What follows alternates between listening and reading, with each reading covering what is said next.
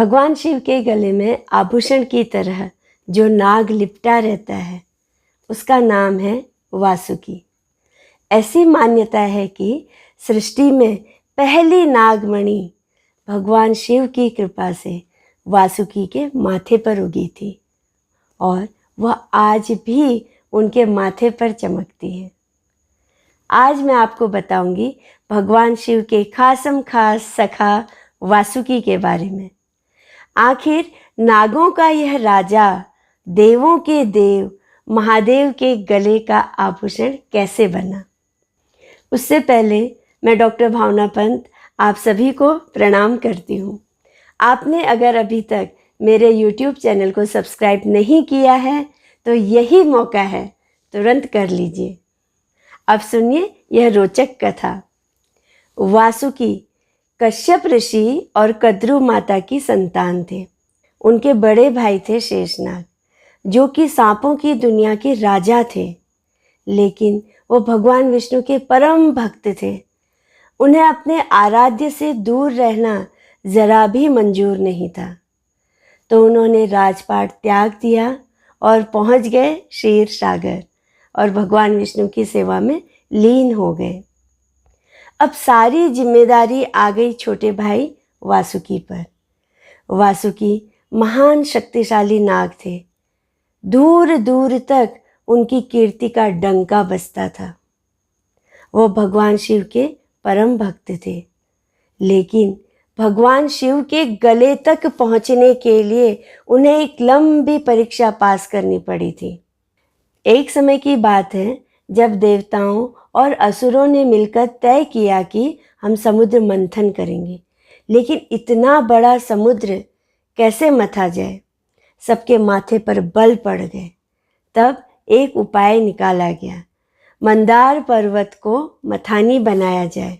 उसके बाद पाताल लोक के राजा वासुकी से अनुरोध किया गया कि हे महाशक्ति वासुकी राजा, पृथ्वी के डायमीटर जितनी बड़ी रस्सी चाहिए, इतनी बड़ी रस्सी कहाँ से लाई जाए। आप तो इच्छाधारी हैं, जितनी चाहें उतनी लंबाई बढ़ा सकते हैं। हे नागराज, आप समुद्र मंथन में मंदार पर्वत को लपेटने वाली रस्सी बन जाइए। इस संसार में कोई नाग, सांप, जीव जंतु यह भूमिका नहीं निभा सकता। आप ही हो सर्वश्रेष्ठ, आप ही से हो पाएगा यह काम। यह सब सुनकर वासुकी को बड़ा अच्छा लगा। उन्होंने गौरव के साथ कहा, ठीक है, संसार में जो काम कोई नहीं कर सकता वो मुझसे करने को कहा जा रहा है। इसका अर्थ है कि मैं कितना विशेष हूँ। मैं राजी हूँ, यह काम करूँगा। उनके हाँ बोलते ही भगवान विष्णु ने कछुए का अवतार लिया और समुद्र के अंदर बैठ गए। उस कछुए पर मंदार पर्वत को रखा गया और उस पर वासुकी नाग को रस्सी की तरह लपेटा गया। देवताओं ने वासुकी की पूंछ को पकड़ा और असुरों ने मुंह को पकड़ा। शुरू हो गया समुद्र मंथन। जैसे मटके में रखकर दही मथी जाती है, वैसे ही देवता और असुर समुद्र को मथने लगे।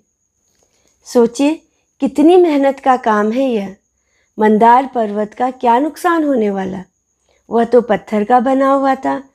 कितना भी घुमा लो, पत्थर को थोड़े ही चोट लगेगी। हालत खराब हुई वासुकी की। भले ही वो महान शक्तिशाली थे, लेकिन पहाड़ पर लपेटकर अगर घिसा जाए तो पूरा शरीर छलनी हो ही जाएगा। इस कारण वासुकी को जगह जगह चोट लग रही थी। इधर से देवता खींच रहे थे, उधर से असुर खींच रहे थे। बीच का शरीर पहाड़ पर लिपटा हुआ, पत्थर चुभ रहे हैं, कांटे लग रहे हैं, खून निकल रहा है। ऐसी बुरी हालत हुई कि कुछ समय बाद शक्तिशाली वासुकी पस्त हो गए। भगवान शिव ऊपर कैलाश पर्वत पर बैठे यह सब देख रहे थे। बार बार उनका ध्यान वासुकी की तरफ जा रहा था। वो वासुकी को अच्छी तरह जानते थे। उन्हें यह भी पता था कि वासुकी मेरा बहुत बड़ा भक्त है, लेकिन उसकी तकलीफ देखकर वह मंद मंद मुस्कुरा रहे थे। वह वासुकी की सहन शक्ति से प्रभावित हो रहे थे। वासुकी बहुत बड़े योगी थे। ध्यान में जाकर वह भगवान शिव के साथ सीधे संवाद करते थे। समुद्र मंथन के बीच में जब उनकी सहन शक्ति ने जवाब दे दिया, तब वह थककर रुक गए और ध्यान में चले गए। उन्होंने भगवान शिव से पूछा, हे देवों के देव महादेव, आपकी कृपा से मैं संसार का सबसे शक्तिशाली नाग हूँ। कोई भी चीज़ मेरे सामर्थ्य से बाहर नहीं है। फिर भी हे महादेव, मैं यहाँ थक क्यों रहा हूँ? क्यों मेरा यह शरीर घायल हो रहा है? ऐसा लग रहा है मैं अपनी तमाम शक्तियाँ खो रहा हूँ। अब मुझसे कुछ नहीं हो पाएगा। मैं सबसे शक्तिशाली हूँ, उसके बाद भी मेरा यह हाल है। भगवान शिव ने कहा, जब तुम यह कहते हो कि तुम सबसे शक्तिशाली हो, तो तुम्हारा अहंकार दिखने लगता है।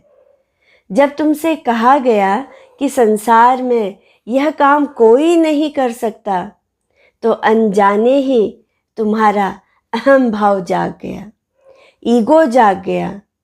तुमने सोचा तुम सबसे विशेष हो, इसलिए तुम्हें इस काम के लिए चुना गया।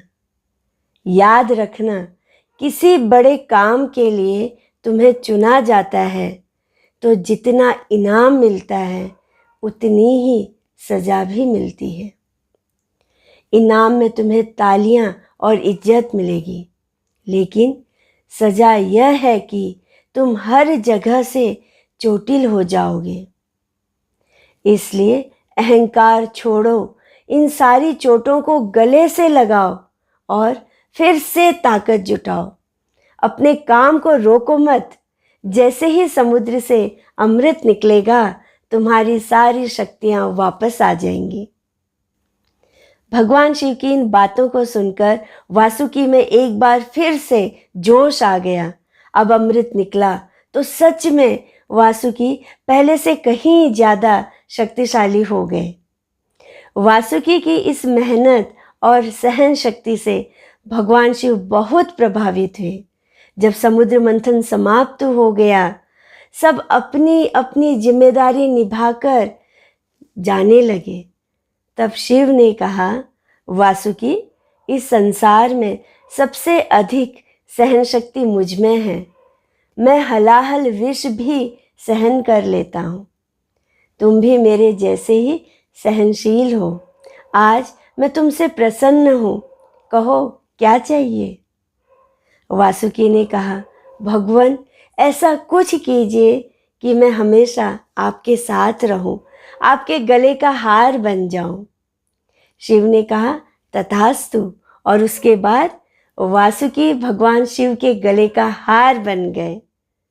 आपने देखा होगा, शिवजी के गले में ही नहीं बल्कि बाहों में, कमर में, पैरों में, हर जगह सांप लिपटे रहते हैं। ऐसा आखिर क्यों है? गले में वासुकी की कहानी तो आपने सुन ली, बाकी के दूसरे सांपों की क्या कहानी है? आइए मैं अब वह कहानी सुनाती हूँ। एक समय की बात है, जब सांपों का अस्तित्व खतरे में पड़ गया था, तब कुछ विशेष सर्पों ने भगवान शिव से प्रार्थना की और बोले, हे भगवान, हम आपके भक्त हैं। हर तरफ हमारे शत्रु हमें मार रहे हैं। हमारे पास रहने को जगह नहीं। जैसे आपने वासुकी को धारण किया है, आप हमें भी अपनी शरण में ले लीजिए। भगवान ने कहा, तुम सब लोग कैलाश पर्वत पर रह सकते हो, वहाँ विचरण करो। कैलाश पर्वत तो पूरा बर्फ का बना है, सांप वहाँ कैसे रहते? कुछ समय बाद ही ठंड के मारे उनका बुरा हाल होने लगा। तब वे सब शिव के शरीर से चिपकने लगे ताकि उन्हें गर्मी मिल सके। इस तरह कुछ सांप शिव के शरीर पर आभूषण की तरह चिपक गए। शिव और सांपों के बीच यह रिश्ता कई किताबों में मिलता है, हमारी लोक कथाओं में मिलता है। इन कथाओं का एक बड़ा महत्वपूर्ण प्रतीकात्मक अर्थ भी है। शिव और वासुकी और सांपों के बीच एक गहरा आध्यात्मिक संबंध है। आइए अब हम इस प्रतीकात्मक अर्थ को समझते हैं।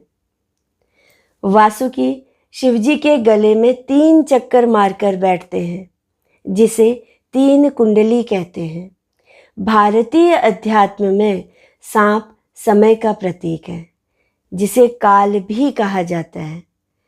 3 कुंडली का अर्थ है भूतकाल, भविष्यकाल और वर्तमान काल। इसका अर्थ है भगवान शिव तीनों कालों के स्वामी हैं। वासुकी सबसे खतरनाक सांप है, नागों का राजा। उनसे ज़्यादा शक्तिशाली कोई नहीं। भगवान शिव उसे धारण करते हैं, यानी वह निर्भीक है, हर किस्म के खतरे से ऊपर है। शिव को पशुपतिनाथ भी कहा जाता है, यानी इस संसार में जितने जीव हैं, शिव सबके नाथ हैं। जिनको कोई नहीं अपनाता, शिव उनको भी अपना लेते हैं। सांप को उसके जहर के कारण कई बार नकारात्मक अर्थ में देखा जाता है। शिव दूसरों की नकारात्मकता को भी अपना लेते हैं। वासुकी का एक रिश्ता कुंडलिनी से भी है। हमारे शरीर का महत्वपूर्ण चक्र है कुंडलिनी। कहा जाता है कि कुंडलिनी शक्ति हमारे शरीर के मूलाधार में कुंडली मारे सांप की तरह बैठी रहती है। जैसे जैसे वह जागृत होती है, उसकी कुंडलिनी खुलती है और वह ऊर्जा नीचे से ऊपर माथे की तरफ आती है। तब वह जागृत कुंडलिनी कहलाती है। यह योग की एक प्रमुख सिद्धि है। शिव आदि योगी हैं। सबसे पहले उन्हीं की कुंडलिनी जागृत हुई, जिसे वह गले में आभूषण की तरह धारण करते हैं। वासुकी को हम इस तरह भी देख सकते हैं। हम जिस तरह चाहे उस तरह देख सकते हैं, लेकिन यह तो तय है कि बिना वासुकी के हम शिव की कल्पना पूरी तरह नहीं कर पाते। वह शिव के अभिन्न सखा की तरह साथ रहते हैं। तो दोस्तों, कैसा लगा आज का एपिसोड? मुझे कमेंट बॉक्स में बताइए। इस तरह की और कहानियाँ सुनने के लिए मेरे YouTube चैनल को सब्सक्राइब कर लीजिए। फेसबुक और इंस्टाग्राम पर मुझसे जुड़ जाइए। मेरे टेलीग्राम ग्रुप में शामिल हो जाइए, ताकि मेरा मैसेज सीधे आपके फ़ोन में पहुँचे। उसका लिंक डिस्क्रिप्शन बॉक्स में है, क्लिक कर लीजिए। मैं डॉक्टर भावना पंत आप सबसे विदा लेती हूँ। नमस्कार।